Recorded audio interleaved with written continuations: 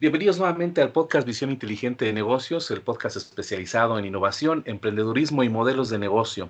Yo soy Max Villanueva y en esta oportunidad estoy muy contento de recibir a Sebastián Moreno.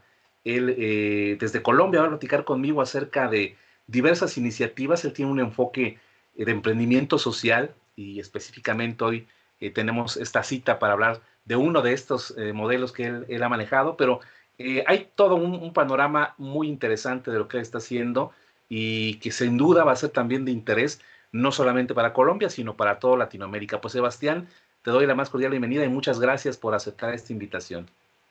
Max, muchas gracias a ti. Muy contento de estar aquí participando contigo en este podcast, en esta entrevista. Y bueno, acá listos para aportar en lo que podamos a tu audiencia. Muchas gracias, Sebastián. Bueno, Sebastián es administrador de empresas y ya decíamos, tiene un enfoque de emprendedor social con 15 años creando empresas como MedColombia, que fue una startup de analítica de datos, Orion Immersive Technology, que es una productora de entrenamientos corporativos con realidad virtual, y Critter Tech Educación, que es de la que vamos a hablar un poco más ampliamente el día de hoy, que es un estudio creativo de proyectos de impacto social con enfoque educativo, con el cual ha logrado impactar a más de 350,000 personas de forma directa en países como Colombia, México, Venezuela, Perú, Chile y República Dominicana, poniendo al servicio de las comunidades la tecnología, ciencias del comportamiento y narrativas transmedia. Ha sido también, y es miembro de la Andy del Futuro como emprendedor de alto impacto, reconocido en el Diario de la República y la Andy como uno de los 40 emprendedores destacados del país menores de 40 años. Esto fue en 2023. También fue ganador del CREA Digital en 2 ocasiones, en 2019 y 2023, ganador también de apps.com en 2011, y también fue miembro y gestor y fundador del gremio Colombia EdTech en el periodo 2021-2023 y es miembro de juntas directivas de fundaciones como Techo para Colombia, Fundación Vida Nueva. Este trabajo que ha realizado Sebastián le ha permitido diseñar y ejecutar proyectos con entidades internacionales como el Laboratorio de Innovación Educativa del Instituto Tecnológico de Massachusetts, con Microsoft, con Telefónica, con diversos ministerios, alcaldías, cajas de compensación, con el gobierno suizo y también el Banco Interamericano de Desarrollo, entre otros. Todo con esta visión, ya decíamos, social y específicamente educativa, como lo hablamos hoy. Y Sebastián, pues una de las preguntas iniciales, ¿cómo te vas ilusionando con este enfoque? Me identifico contigo, también tengo esta bonita profesión de la administración, pero a veces en nuestro panorama como administradores, lo que menos pensamos es el enfoque de emprendimiento social. Creo que ha venido cambiando esto en Latinoamérica, pero creo que tú tenías muy claro con todas estas iniciativas que ese era un enfoque al que tú querías dedicarte. ¿Cómo llegaste a tu carrera, propiamente a la administración, y cómo la fuiste moldeando para enfocarte a este tema apasionante del emprendimiento social? Eh, Preguntas densas, arrancamos pesados. Eh, yo, Mi papá ha sido emprendedor toda la vida. Mi papá ha montado muchas empresas, le ha ido bien y le ha ido mal, como muchos emprendedores, pero siempre estuvo en los momentos más importantes para mí y para mi hermana, y siempre nos decía como que lo mejor de ser emprendedor, lo mejor de ser empresario, es poder estar con la familia cuando uno quiere y no cuando el jefe lo permita. Y desde ahí siempre supe que yo quería lo mismo para mis hijos. Desde ahí dije, necesito ser empresario y quiero que lo que yo puedo tener, pues lo puedan tener también mis empleados. Es decir, quiero tener un enfoque para la familia. Y ahí supe desde el principio que quería ser sí, emprendedor, empresario. Y pues la fácil fue, pues estudiamos administración de empresas. Creo que era la forma más fácil de ser empresario. Y de verdad, después de muchos años, los primeros años decía como, ¿será que sea lo que tiene que estudiar? Es que esto no funciona, esto es muy teórico, esto. Y hoy en día, después de 15 años de emprendiendo, me di cuenta que sí, definitivamente lo que uno aprende en la administración de empresas es fundamental. De pronto no para la creación, pero sí para el sostenimiento de las compañías y el crecimiento. Ajá, adelante, Sebastián. Y me preguntabas por el emprendimiento social, ¿no? Sí, sí. Efectivamente. Bueno, yo no era emprendedor social, yo comencé siendo emprendedor social en el 2017. Antes tuve otros emprendimientos, hacía muebles de exhibición para los retailers, entonces hacía mobiliario, hacía shows, hacía lanzamientos de películas, tenía una agencia de mercadeo. Eh, y eso fue una época donde, si bien me iba bien económicamente, mi nivel de estrés era anormal. A mí se me caía el pelo eh, porque había muchas cosas que no podía controlar. Y cuando reflexionaba sobre por qué me estoy estresando tanto, cuál es el problema con que un mueble llegue una hora tarde a un retailer, o sea, ¿qué le va a pasar al mundo si eso pasa? Y comencé a reflexionar. Tuve la fortuna en esa época que tenía unos huecos de pelo en muchos lados, mucho estrés con unos clientes que no eran tan chéveres. Eh, Tuve la fortuna que me invitaron al World Business Forum en Nueva York. Tenía un cliente que sí era muy, muy chévere. Me dijo, oye, tengo unas boletas, vaya, son unas boletas VIP que te van a permitir estar en un backstage con la gente dura que estaba dando las conferencias en el WOBI. Eso fue el 2015. Yo me acuerdo que ese evento se llamaba Storytellers y era como los empresarios cuentan las historias, construyen el futuro.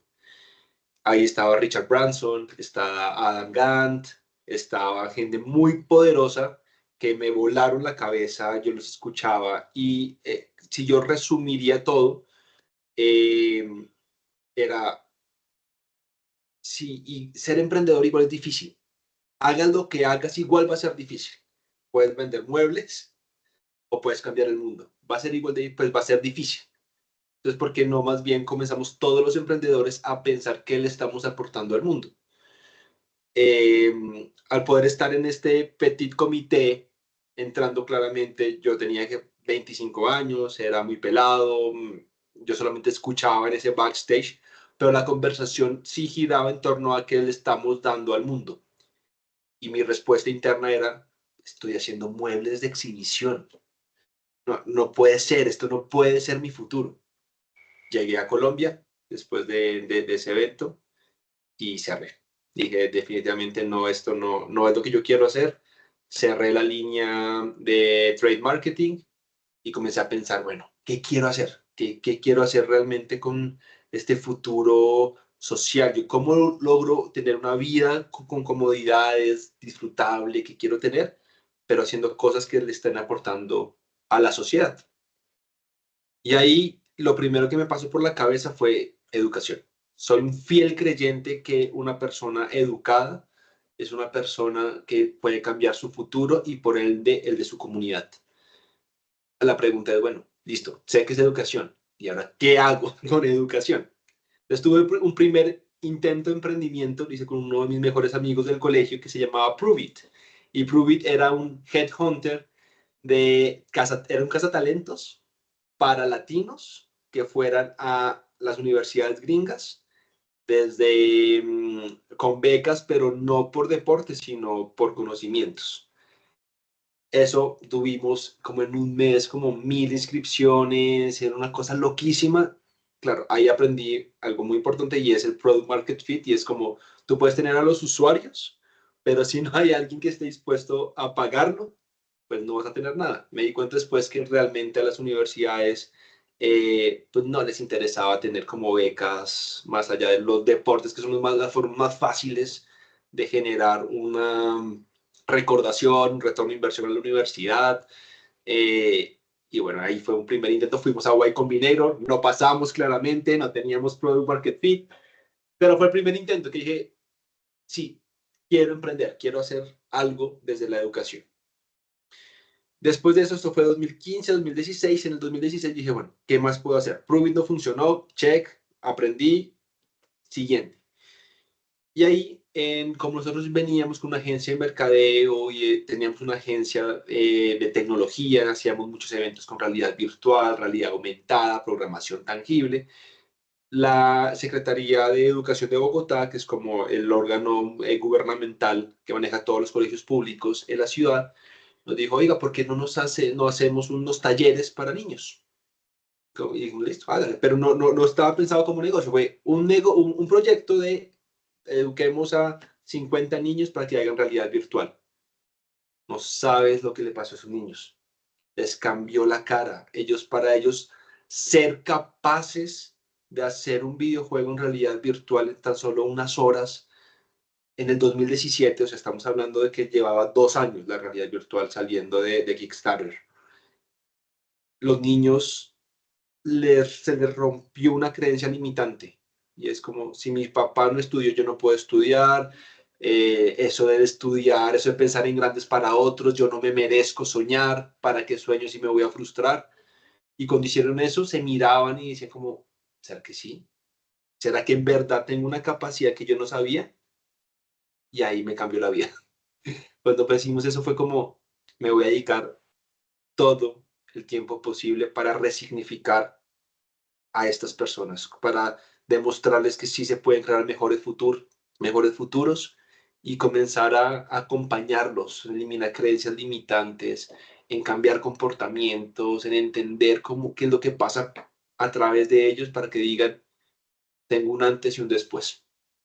Y así se creó Critartec Educación. Hicimos un proyecto, comenzaron 50, después fue tan chévere, nos dijeron, hagan 300, a los 6 meses ya teníamos 1500, al año ya teníamos 5000 niños tomando clases durante todo el año en temas de realidad virtual, realidad aumentada, contenido 360, programación tangible, y fue una locura, esto fue creciendo, creciendo, y nos llenaba de orgullo todo el tiempo. Alcanzamos a tener a 10.000 niños simultáneos en Bogotá y Medellín, que es la otra ciudad importante, una de las otras ciudades importantes de Colombia, y eso fue fantástico. Ahí sí fue que comenzó. Esta experiencia, Sebastián, que narras en cuanto a la realidad de la educación en Latinoamérica, me atrevería a decir, fue sin duda, bueno, un motivador importante. Eh, ¿Cómo fueron desarrollando esta propuesta? O sea, Critatec nace con este impulso que sin duda fue motivador en sí mismo para ustedes al comenzarlo. Eh, ¿Cómo ustedes definen los proyectos? En realidad, ¿tenían una estructura? Bueno, ya nos contabas que surgió una necesidad que les plantearon directamente y ustedes la atendieron, pero empezaron a identificar cuál sería esa propuesta de valor, qué elementos son los que más requieren los niños. ¿Juegan ustedes con la libertad de quien les propone un proyecto educativo o tienen una serie ya de productos predefinidos para poderlos ofrecer a sus clientes? Digamos que nosotros fuimos evolucionando. Te cuento, en ese momento, 2017, conmigo está trabajando un primo que quiero mucho, que se llama Santiago Arreaza, y él venía de todo el mundo del mercadeo. Su mundo era de eventos y mercadeo, del show, ¿no? Como mucho show, eh, que me abrió los ojos y me demostró cómo teníamos que hacer para que esto fuera muy grande. Entonces, cómo nos mostrábamos, porque desde mi historial, pues yo habría sido mucho más tranquilo. Yo hago esto, celebramos internamente, somos chéveres. En cambio, Santiago, pues era un volador y nos casi que nos obligaba a hacer videos, a mostrarnos, a mostrarle a la gente, y eso fue lo que nos hizo mostrarnos, comenzar a posicionarnos, lo que le agradezco muchísimo. Eh, y poco a poco lo que fue pasando es que ya nos comenzaban a llamar desde un concepto, desde creemos que Critertech hace esto. Entonces, oigan, creemos que ustedes, como están haciendo unos talleres de tecnología, ¿por qué no nos hacen un videojuego para enseñar sobre la historia, por ejemplo, de los héroes ocultos de la independencia? No, o sea, como que lo uno no tenía nada que ver con lo otro, pero simplemente era como, sabemos de tecnología, sabemos de educación, hagámosle. Entonces, poco a poco, los pedidos de lo que nuestros clientes o prospectos entendían de nosotros era algo diferente a lo que nosotros entendíamos de nosotros mismos, pero nos daban el camino. Entonces, hagamos videojuegos educativos. No salió de nosotros, salió que el mercado pensó que lo hacíamos y comenzamos a arrancar por ahí. Y eso fue evolucionando. Entonces, lo que pasa hoy en día en Critartech es que tenemos dos líneas.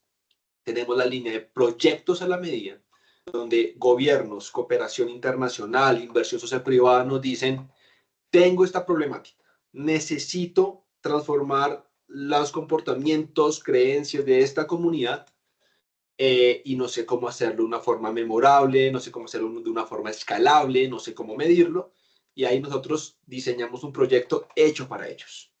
Hemos hecho proyectos desde quiero que las mujeres cabezas de familia en Centroamérica tengan inclusión financiera y le pierdan el miedo a los bancos, hasta necesito personas mayores que sepan que su proyecto de vida no acaba cuando se jubilan.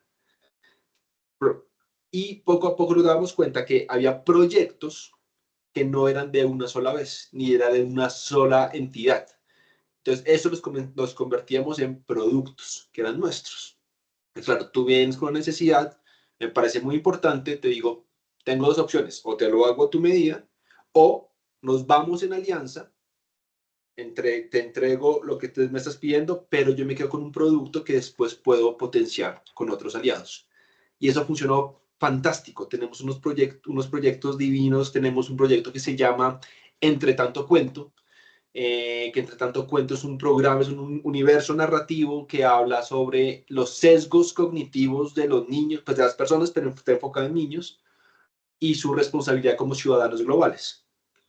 Claro, eso comenzó con Fundación Telefónica, yendo como tenemos que hablar sobre las noticias falsas en la época del COVID. ¿Cómo hablo de noticias falsas a niños? Explíquenme. Claro, hay un montón de formas de decirle una noticia falsa. Revisa tu URL, revisa que las imágenes sean... Sí, lo táctico está bien.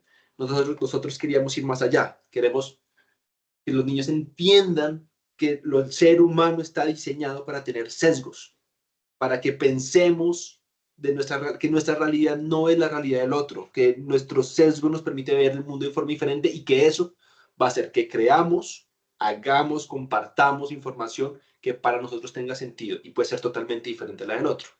Si desde el pensamiento crítico lo desarrollamos, está muy bien. Entonces, este proyecto lo comenzamos en el 2020 con Fundación Telefónica, después otros aliados comenzaron a decir, me encanta esto, yo quiero invertir, quiero invertir, quiero invertir, y este proyecto pues fue evolucionando, se ganó varios premios, ahorita por ejemplo nos ganamos con Guadalajara Creativa, un proyecto de innovación muy chévere en México, este proyecto se lo ganó, entonces, para responderte muy rápidamente, proyectos a la medida pueden convertirse en productos y estos productos los podemos después potenciar con nuevos aliados.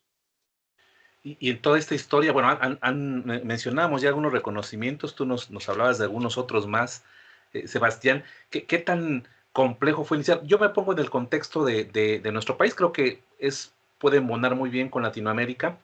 Tal vez esos primeros acercamientos de clientes venían de instituciones públicas, o sea, no sé si la educación pública, tal vez los clientes tienden a ser más y la iniciativa privada, que pudiéramos pensar son las instituciones que cuentan con más recursos, y después viene toda una emoción también de integrarse, de gobiernos, pero ¿cómo fueron esos primeros pasos? Sus primeros clientes tenían ese enfoque eran más escuelas privadas, públicas, porque me imagino que uno de los grandes frenos, y creo que como emprendedor social los conoces muy bien, es que a veces la educación en muchos lugares de Latinoamérica, al ser pública, no cuenta con tantos recursos y ahí puede ser que esta propuesta y este cambio que quieren ejercer a través de CritterTech se vea un poco más limitado. ¿Cómo juegan con esas diferencias? Creo que puedes palpar la gran diferencia entre una institución privada, entre una pública, incluso cuando hay apoyos gubernamentales. ¿Cómo han podido ir equilibrando esto para no cerrar pues la opción de CritterTech, sobre todo ustedes que tienen este sentido social, que realmente tenga este impacto para cualquiera que quiera acercarse a ustedes?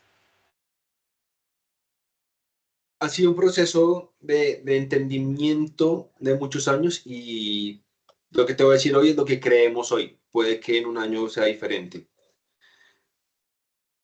Hay que diferenciar como emprendedores, tenemos que diferenciar cuál es nuestro financiador, cuál es nuestro usuario, cuál es nuestro beneficiario. Porque sobre todo en emprendimientos sociales, lo que más pasa es que son totalmente diferentes. A diferencia de una empresa pues, de normal, de una empresa privada que busca, no, el que me compra mi carro, pues es mi usuario y mi financiador. Es claro. Lo que nosotros hacemos es identificar quiénes tienen la problemática general desde la estrategia corporativa, por ejemplo, para la inversión social privada, y le buscamos la conexión con los usuarios. Entonces decimos, oiga, Fundación X, Fundación, tengo este programa, quiero llevarlo a estos niños. Los niños claramente no lo pueden pagar porque usted no lo patrocina. Y así es que logramos hacer como el canal de distribución. Entonces, le decimos al financiador, usted tiene estos indicadores. Usted desde su línea corporativa está diciendo que usted tiene que impactar en el ODS, en el Objetivo de Desarrollo Sostenible número 4, que es educación de calidad. Usted se lo dice a todo el mundo, a sus accionistas, su nivel de la bolsa se mide por el impacto social que usted está generando también. Yo le puedo dar una solución y es que tengo un proyecto medible, memorable, escalable y muy atractivo que le va a permitir a usted mostrar en su informe de gestión que está aportando a la sociedad de una forma pertinente. Y yo ya tengo la comunidad que está esperando eso. Usted tranquilo. Voy al gobierno y le digo, señor gobierno, usted tiene unos indicadores de calidad. Usted tiene que lograr que los profesores se formen. Usted tiene que gastarse tanta plata en formación docente. ¿Por qué no lo hacemos? Y yo le traigo otro aliado y juntamos las dos bolsas para que usted tenga un proyecto mucho más robusto y usted no tenga que desgastarse tanto financieramente para alcanzar mejores indicadores. Entonces, si encontramos los dolores de cada uno de los actores que influyen en mi cadena de servicio al beneficiario, comenzamos a encontrar patrones de alianzas que de pronto no eran fáciles de ver. Y creo que eso ha sido nuestro éxito. Nuestro éxito es que escuchamos mucho y juntamos actores que no se conocían, y entonces nos ven más como un aliado que está creando un ecosistema y no la sanguijuela que está buscando el último centavo como para sacarles.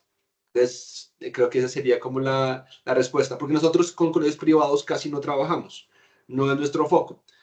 Además, porque los proyectos de Critartec, una de las promesas que son escalables, es decir, nosotros es dame 1000 niños, dame 10.000 niños. Entonces, claro, si llegamos a un colegio privado, podremos tener 50.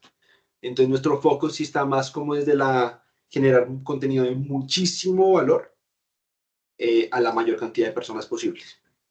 Y creo que esa es la esencia. Gracias, Sebastián, por destacarlo, porque en ocasiones, ya lo mencionabas, tú tenemos estos sesgos, me imaginaba este mercado final, pero en realidad es el poder vincular a personas que tienen esa visión de poder apoyar un proyecto social y encauzarlos a la educación.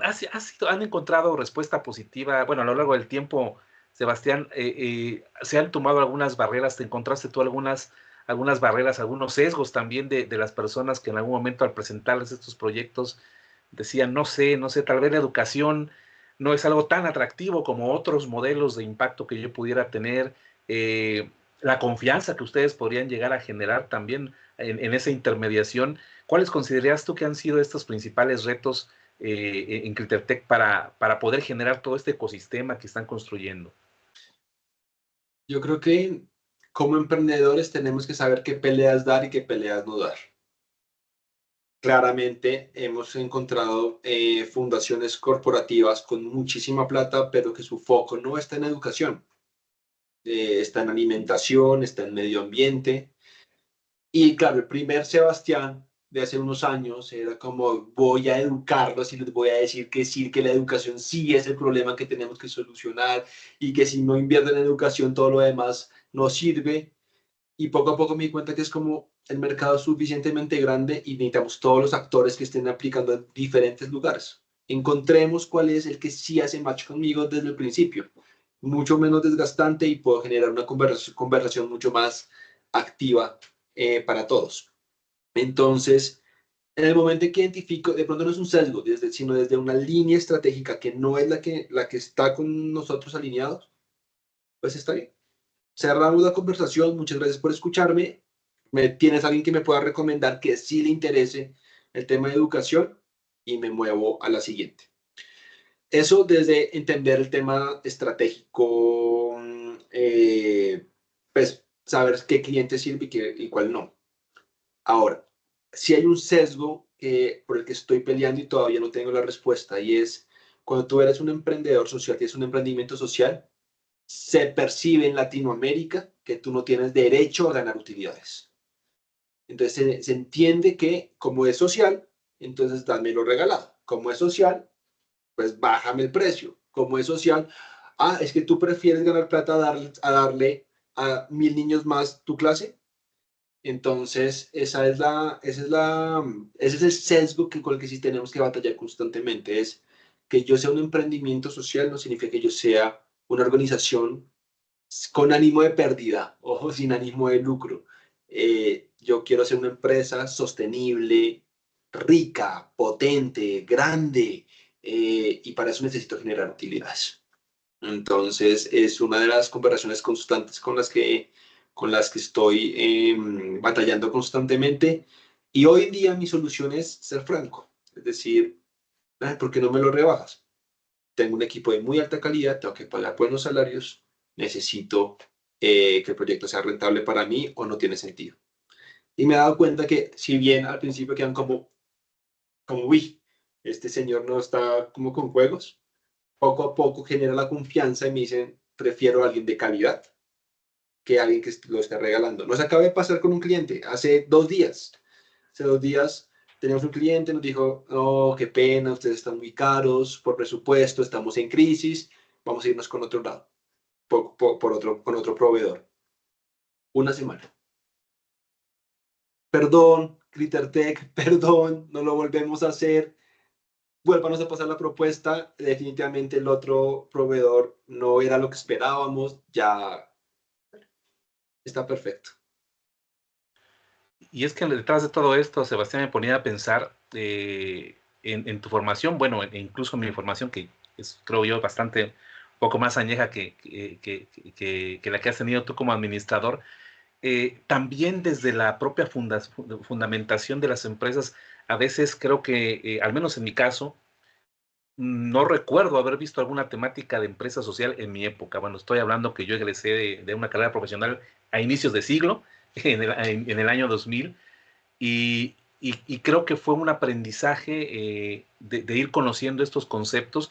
Y creo que muchos de los que se están formando como administradores ahora también tienen esa conciencia de que si voy a ser un emprendedor social, que tal vez han escuchado por ahí el concepto en una red social, en alguna página web, o algo que como ahora se ha ido alimentando más este concepto, todavía desde el propio generador de ideas, quien pudiera ser coordinador, el que pudiera ser un promotor de ese tipo de empresas, a veces no está convencido. No sé si en tu formación tuviste mayor acercamiento a estos conceptos de empresa social, o en realidad tú tuviste que ir aprendiendo sobre la marcha, a ir derribando tal vez ciertos mitos, ciertas creencias de lo que era un emprendedor social, de tu inicio a lo que ahora has logrado con ya un emprendimiento en forma y operando.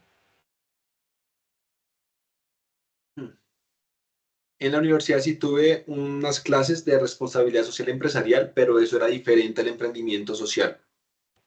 Ahí entendí, por ejemplo, lo que era responsabilidad social empresarial y lo que podría llegar a ser de forma estratégica para la organización. Ahí nos contaban las historias de Thomson, nos contaban las historias de Patagonia, como hay diferentes formas de que tú puedes hacer, de cómo tú puedes hacer tu responsabilidad social que sea estratégico para el negocio.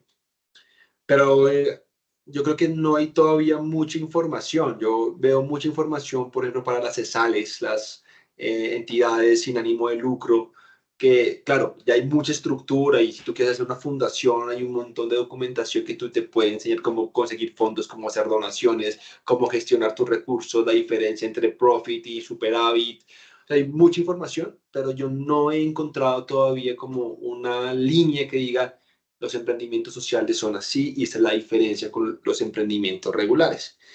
Y ahí viene mi reflexión de pronto es que no somos diferentes. Es decir, creo que lo que tenemos que entender es desde la misión. Nosotros somos una empresa normal que queremos ganar plata. Ahora, hay una serie de pasos que tenemos que cumplir si lo queremos hacer bien.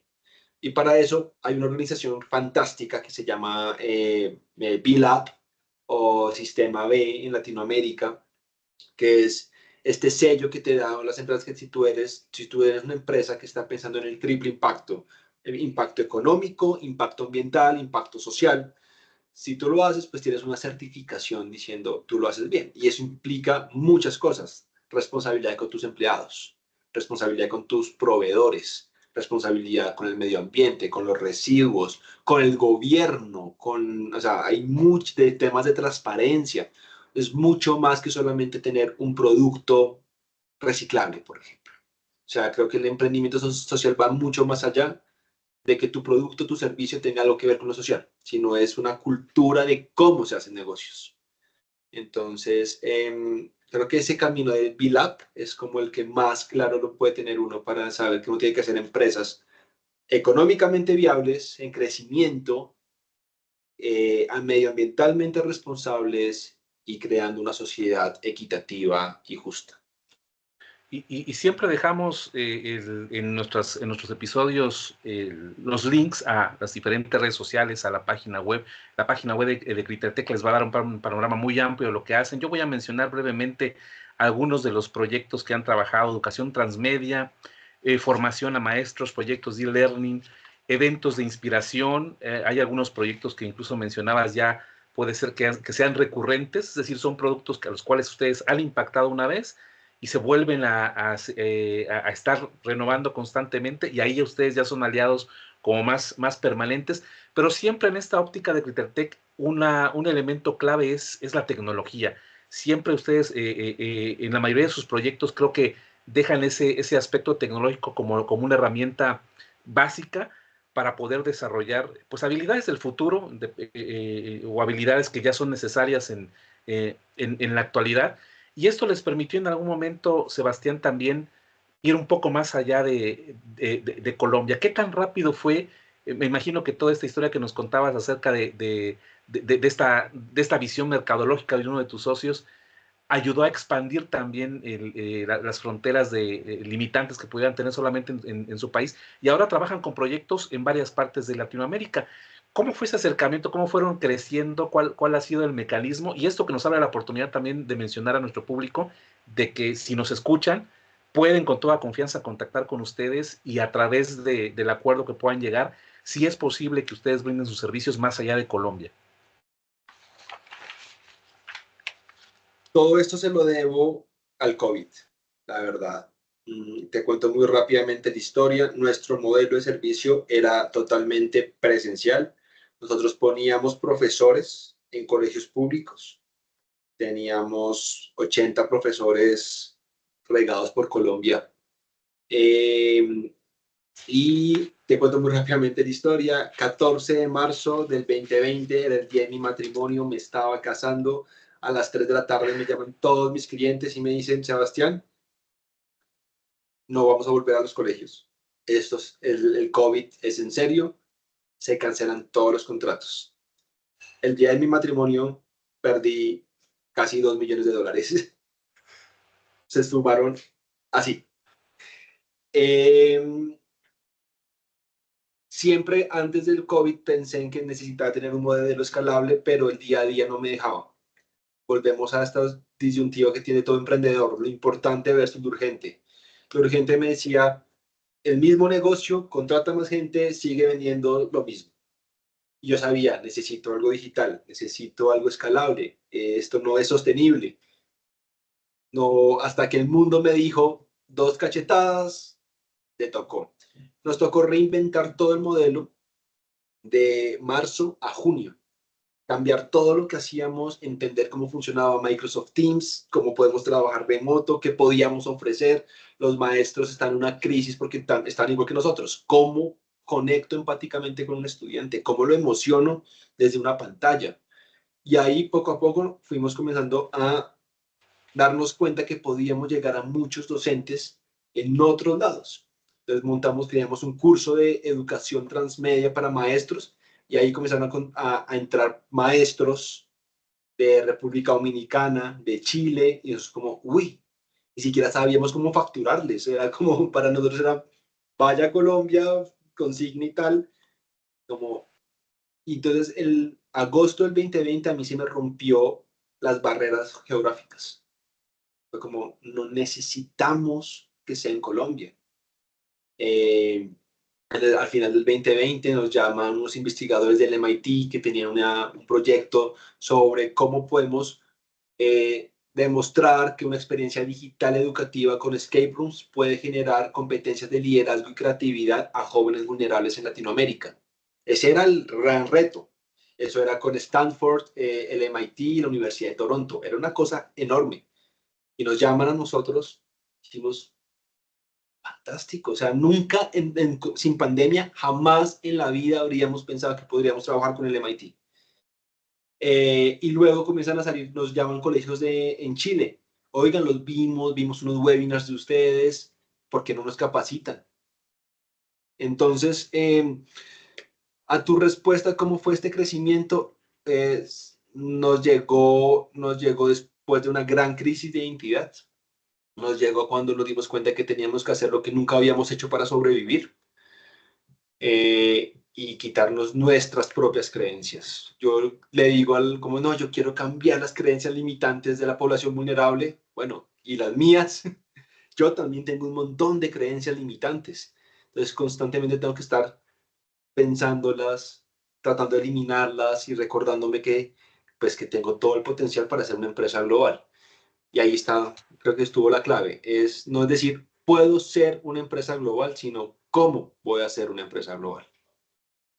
Y esta historia impresionante, Sebastián, el día más feliz de tu vida, o uno de los días más felices de tu vida, y bueno, ahora el otro complemento de tu vida, que es esta iniciativa, un desbalance brutal. Creo que es un aprendizaje que ahora a la distancia seguramente ves con otra óptica, y precisamente en este entorno global al que ustedes ya tienen acceso derivado de todas estas circunstancias, es también posible que, me imagino que un sentido clave que han tenido también es esta creación de comunidad. Creo que quienes se dedican a la docencia entienden claramente que la velocidad con que llegan muchos temas ahora, como la inteligencia artificial, otro tipo de mecánicas que precisamente la misma pandemia nos ha dejado como herramientas ya básicas para el aprendizaje o complementarias a lo que ahora hacemos en educación, ahora presencialmente, eh, han tenido esta apertura de formar comunidades. Es decir, en algún momento existe también la posibilidad de que alguien fuera de Colombia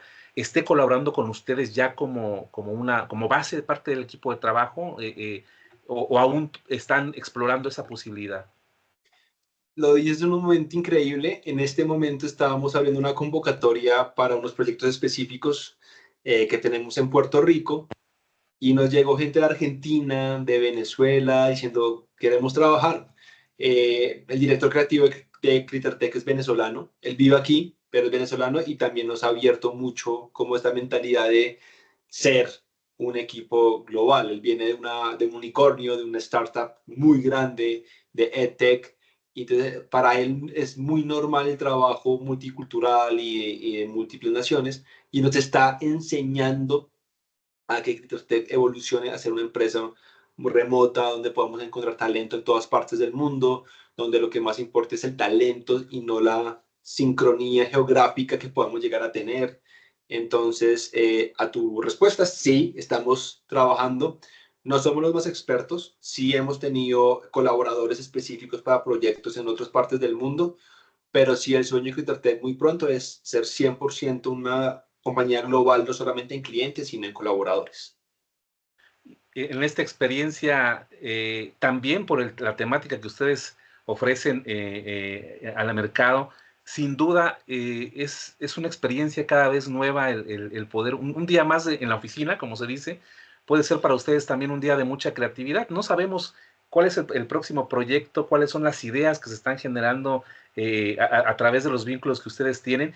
Y tuve la oportunidad de ver, porque también, mire, comparto, como dice Sebastián, es muy activo en LinkedIn. Creo que se hizo una propuesta personal de estar compartiendo muchos mensajes bastante importantes. Y si no mal recuerdo, precisamente en esta red, a ver si no me equivoco, uno de tus productos favoritos dentro de Critertech es Kira Books, que van mezclando un poco esta esencia de las historias, una base tan fundamental, es decir, como aquella esencia familiar de un padre que cuenta una historia a sus hijos, ustedes lo están redimensionando a través de la tecnología. A ver si, no sé si logré captar bien esa esencia, Sebastián, lo que te estoy diciendo, o me estoy yendo demasiado sesgado.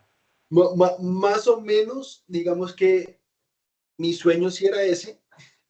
¿Qué pasa? Me pasó lo mismo que lo que me pasó antes de pandemia, ¿no? Lo importante versus lo urgente. Ya teníamos nosotros, post pandemia, nuestro proyecto era proyectos a la medida, digitales, no necesitábamos que fuera necesariamente en los lugares geográficos donde estábamos, pero era todo muy a la medida. Había picos y valles, había muchos proyectos y muy pocos proyectos, y a mí eso todavía me genera mucha ansiedad, como estos momentos de valle sin proyectos. Y tenía la necesidad necesito crear un producto recurrente, de facturación recurrente. Eh, en ese momento mi esposa me dice que estamos embarazados, pues ella está embarazada, yo voy a ser un papá, ella fue la que sufrió el parto, y digo, quiero crearle algo a mi hijo, quiero crearle un producto a mi hijo. Y aparece la idea de Kira Books. Kira Books era un proyecto basado en cómo puedo generar la magia de los libros, la masividad que tienen los libros. Un libro infantil puede costar alrededor de los $15, $20 o más. Y yo cómo puedo hacer para que personas con bajos recursos o papás que quieran tener una infinidad de libros muy importantes, pues tengan acceso. Y comienzo a ver, y bueno, lo que tú decías, ¿no? La tecnología. La tecnología es algo muy importante para nosotros. Listo. Eh, pero comienzo a ver muchos papers y muchas investigaciones, ¿no? Como sobre estimulación, las pantallas para los menores no están bien, los contenidos que hay en Internet no son los propios. Yo quiero ver cómo puedo hacer un proyecto donde pueda dar todo el contenido de valor a través de las historias sin generar hiperestimulación, democratizando la cantidad de información según el tipo de niño que haya. Este proyecto estaba muy lindo, divino, precioso, pero era un modelo de suscripción que sí o sí iba a necesitar inversión. Eso fue en el 2022. ¿Qué pasó en el 2022? Sequoia Capital manda el comunicado, señores, no hay plata. Si usted, startup, necesita plata para sobrevivir, ahorita punto equilibrio, estamos en crisis. Kira Books no podía nacer sin financiación. Entonces esa idea no prosperó. Digamos que eso fue una de esas ideas, esos hijos que nacen y no sobreviven. Kira Books fue eso. Entonces, si bien tiene razón, es un proyecto muy querido por mí porque era para mi hijo, pues no llegó en un momento que no era el adecuado. Lo hubiera soñado un año antes, donde decían ¿cómo le decían? PowerPoint Market Fit, o que era como, tú vendes una idea y recibes $1 millón, fresco. Habría sido fantástico, pero llegué en un momento que no era adecuado. Entonces creo que mi reflexión ahí siempre ha sido un tema de timing. Tus ideas no es que sean buenas o malas, la idea tiene que estar en el momento adecuado y tienes que estar preparado para poderlo enfrentar. Y pudiste, ahora está ya en página también esta alternativa. ¿La pudiste desarrollar o está en proceso Lo que de reformularla? mutó, o sea, tuvo una metamorfosis, no se volvió un modelo de suscripción, sino todo lo que estábamos desarrollando se convirtió en una herramienta para crear nuestros proyectos a la medida a través de educación transmedia. Entonces ya nosotros con lo que aprendimos de Kira Books, lo que hacemos es que los proyectos como Entre Tanto Cuento, como Guardianes, como Héroes del Bicentenario, comienzan a tener este concepto de no queremos generar hiperestimulación, queremos contar las historias bien contadas, donde está lo análogo y lo digital. Entonces se vuelve un activo digital, un activo de conocimiento que lo transferimos a proyectos sociales, porque entendemos el mercado. Hoy no vamos a buscar capital, entonces, ¿qué podemos hacer con lo que aprendimos? Llevarlo a financiaciones cortas que nos permiten seguir aprendiendo y desarrollando nuevos modelos pedagógicos a través de la tecnología. Interesantísimo, cómo también dentro de esta posibilidad de la empresa social, creo que coincidirá, Sebastián, hay parte del propio emprendedor. Creo que enamorarse de una iniciativa social sin tener ese vínculo afectivo, sin tener algo que te mueva más allá del emprendimiento como tal, sino como ser humano, sin duda es una herramienta clave para no dejarse vencer y seguir adelante. A menos, no sé si tienes otra visión que pudiera ir en contra de esta idea. Emprender es duro, o sea, emprender es duro y uno muchas veces quiere tirar la toalla. Tiene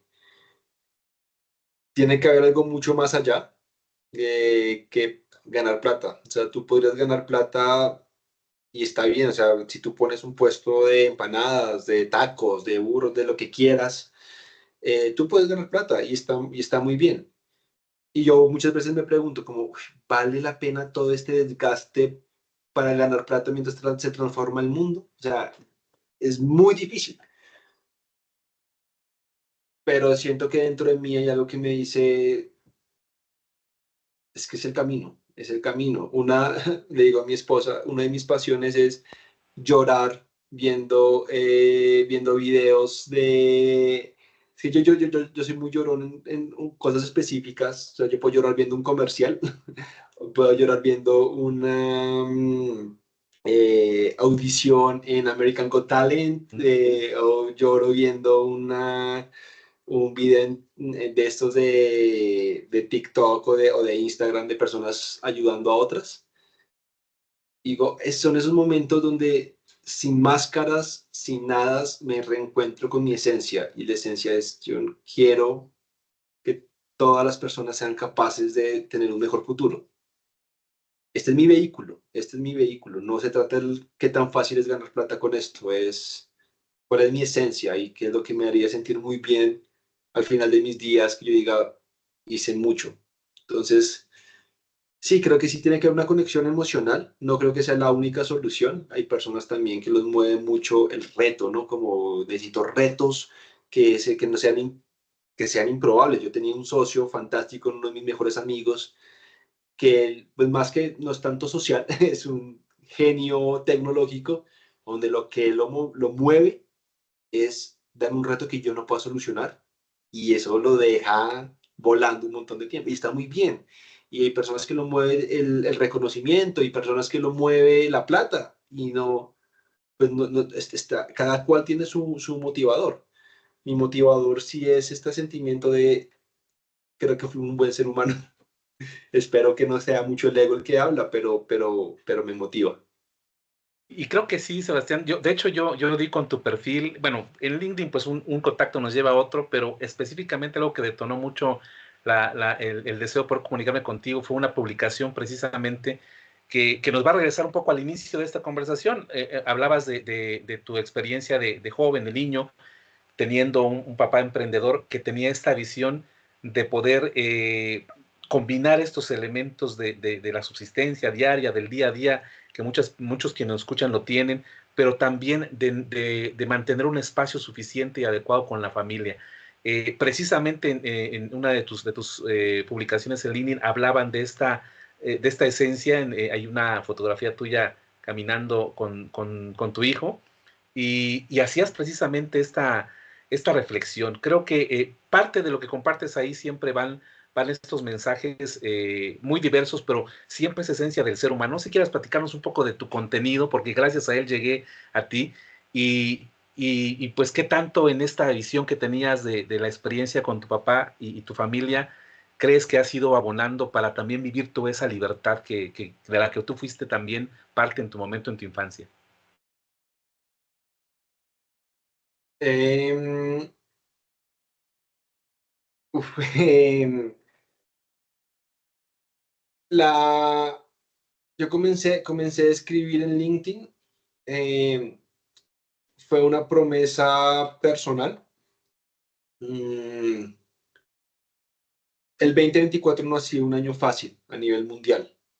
Hemos visto las economías muy golpeadas, hemos visto todo el tema macroeconómico, geopolítico muy afectado y no ha sido fácil y sí ha sido un año de mucha reflexión. Me vi un momento en un momento donde mis ideas simplemente se volvían repetitivas, pero no eran accionables. Simplemente era como esa frustración de no sé qué está pasando, porque esto no está despegando. No entiendo, no entiendo. Y un día escribí un post en LinkedIn como quiero comenzar a soltar. Y ahí me di cuenta que cuando escribía públicamente, como cuando quería expresar lo que pasaba por mi cabeza, las ideas comenzaban a tener mucho más sentido y comenzaba a ser mucho más selectivo y comenzaba a ver el mundo diferente. Y entonces me hice una promesa y dije, este es un año difícil. Bueno, pues hagamos lo más difícil para mí es, tengo una promesa de escribir todos los días, sin importar lo que pase, voy a escribir todos los días lo que está pasando por mi cabeza. Si eso le genera valor a alguien, me encanta. Si no, creo que me está generando valor a mí para poder desenmarañar lo que pasa en la cabeza de caos y desorden. Y ahí fue que comencé a escribir. Y entre esas venía mi reflexión porque tuve un momento estaba con muchas cosas de trabajo. Y vino mi niño, se llama Federico, tiene 2 años y medio, y comenzó a jugar al cocodrilo. Y, ay, papá, auxilio, hay un cocodrilo en el piso. Y apagué. No me importa, o sea, no me importa lo que estoy debiendo en este momento, quiero estar ahí. Y lo escribí después como no sé si está bien. La verdad, mi reflexión era, no sé si está bien, no sé si estoy siendo un mal emprendedor por quedarle mal a mis clientes, a mis empleados. ¿Por qué tengo que decidir entre ser buen papá y ser buen emprendedor? Y lo que recibí en LinkedIn, en la comunidad, fue fantástico. Lo compartieron como muchas personas, 1000 personas reaccionaron sobre eso y todo me decía como, sí, está bien, lo más importante son los niños, lo más importante, eso no se va. Si uno tiene un niño y se da cuenta, sobre todo a esta edad, que crecen, cambian, en una semana cambian, eh, y eso me permitió como este feedback positivo o esta validación del pensamiento es como, efectivamente, sí lo estoy, eso es lo que tengo que hacer. Eso es lo que tengo que hacer y quedarme mucho desde el cuidado. ¿Y por qué lo hacía eso? Porque mi papá y mi mamá han sido siempre muy, muy insistentes. Lo más importante es la familia. Mi papá se quebró cuando yo tenía 15 años y quebrado y todo, siempre estuvo con nosotros. Claro, madrugaba, se trasnochaba hasta que volvió a salir adelante. Es un genio, este man. Y, pero siempre estuvo con nosotros. Nosotros ni siquiera en la quiebra vimos un papá ausente. Y eso es algo que, pues yo, es un ejemplo para mí a seguir. Entonces, no importa la crisis, yo quiero estar con Federico. Y ahí voy a estar. Eso sería como lo que te diría. Y que son al final mensajes. Algo que me gusta mucho de esta red es que además del conocimiento técnico que se pueda compartir, de los contactos valiosos como el que ahora nos permite platicar a la distancia, hay también estas reflexiones personales. Creo que quien aspira y quien tiene retos empresariales, profesionales, puede ver en esta red una gran variedad de contenido que aporta valor. Un contenido que va desde la parte del conocimiento, pero también desde la parte de la experiencia, del sentir, del expresar esto que vive cada día el emprendedor Sebastián, y creo que va a ser muy valioso. Voy a dejar también, obviamente, estas redes que puedan vincular a las personas que nos escuchan y conocer también parte ya de todo, tanto de tu perfil profesional LinkedIn como estas informaciones que platicamos brevemente y que compartes. Pues tenemos un espacio de tiempo limitado, Sebastián, sé que tienes una agenda que continúa el día de hoy. Quisiera en estos últimos minutos dos pequeñas actividades más. Una va a ser, pues brevemente, me gustaría tal vez que compartieras un mensaje a todos aquellos que están pensando, están en una ruta del emprendimiento social. ¿Cuáles serían estas recomendaciones o estas experiencias que tú pudieras atesorar y compartir con ellos? Una recomendación, Max, sería no manoseen a las comunidades. Yo creo que se puede malinterpretar lo que es el emprendimiento social con un mercadeo victimario o un mercadeo que revictimice a las comunidades, ¿no? A mí este tema de la foto con el niño muriéndose de hambre, como para yo no creo que ese es el camino. Yo los invito a crear emprendimientos sociales que empoderen, no que revictimicen, que no usen el dolor como fuente de financiación. Eh, sean muy rigurosos. Sean muy rigurosos porque muchas veces podemos hacer algo malo pensando que estamos haciendo algo bueno. Hay algo que se llama acción sin daño, que es como algo muy fundamental. Muchas veces podemos llegar a las comunidades con una gran idea, pero si no somos rigurosos en el cómo se implementa, es posible que estemos haciendo más mal que bien. Un ejemplo de esto es como tú llegas a una comunidad que no tiene computadores ni internet, llegas, les muestras cómo se hace algo con internet y te vas y nunca más van a... Entonces ya lo que hiciste fue demostrarle lo que no tienen. Eso no es empoderamiento, eso es incrementar un dolor. Entonces sean muy conscientes que lo que hagan sea sostenible, genere realmente que haya una movilización y no simplemente un momento wow que después puede generar frustración. Eh, y escuchen mucho. Yo creo que es difícil montar servicios desde la comodidad de una nevera llena.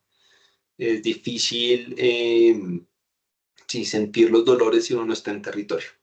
Entonces creo que sería como un consejo de entiendan realmente dónde está su posición, qué pueden llegar a ser y recuerden que no es para ustedes, sino es para que otros puedan dar el siguiente paso. ¿Cuál es el siguiente paso? Pero bueno, esos serían como los tres consejos que daría. Muchas gracias, Sebastián, y creo que bastante a la vez de inspiradores, de mucha reflexión particular para quienes estén en este camino, para quienes de alguna manera se quieren vincular con el emprendimiento social. Y el otro punto final a nuestra charla, Sebastián, es todos mis invitados al final de esta conversación se llevan un pequeño obsequio, es un obsequio digital, yo te lo voy a hacer llegar a través de los vías de comunicación que tenemos de contacto. Y aprovechando estos beneficios de la inteligencia artificial, pues preparamos esto para nuestros invitados. Voy a compartir pantalla, a ver si alcanzas a verla en algún Está momento. muy Es un, bonito. es un diseño, por ahí ya quien del público ya sabe, es un diseño de un Funko, en este caso el de Sebastián, que está ahí. Detrás hay un aula, bueno, lo que pretende ser un aula, derivado de la actividad que tú haces, Sebastián, y bueno, con mucho cariño, el número es el número de episodio, el 117, y te lo voy a hacer llegar ahí como un recuerdo para que lo tengas ahí y presente, y bueno, invitarte nuevamente cualquier avance, cualquier elemento que quieras compartirnos hoy hablamos de CrickerTech específicamente, pero sé que hay más visiones y más actividades que realizas, pues este espacio del podcast va a ser siempre abierto y será siempre bienvenido para lo que quieras compartirnos. Ojalá te guste este pequeño obsequio. Está muy bonito, Max. Muchas gracias. Muchas gracias. Voy a Voy a dejar de mandarlo a compartir. hacer. ¿En algún lado hay algún emprendimiento aquí que haga Funcos? Avísenme y lo mando a hacer. Sí, claro, fíjate que algunos de mis invitados me han comentado y al parecer sí, creo que sí hay en toda Latinoamérica empresas que básicamente lo que hacen con la imagen es, me imagino, hacerle algún tipo de mediciones o algo así y ya lo generan, creo que sí es posible y ojalá. Mientras tanto, pues estará ahí en imagen y con mi gratitud y seguramente a todo el público pues, de nueva cuenta te doy las gracias por este espacio de tiempo que nos has dedicado, desearle mucho éxito a tus iniciativas y bueno, al público de Visión Inteligente de Negocios, esperarlos en el siguiente episodio. Pues muchas gracias, Sebastián, y nos vemos muy pronto. Max, muchas gracias a ti. Ojalá haya sido de valor para tu audiencia.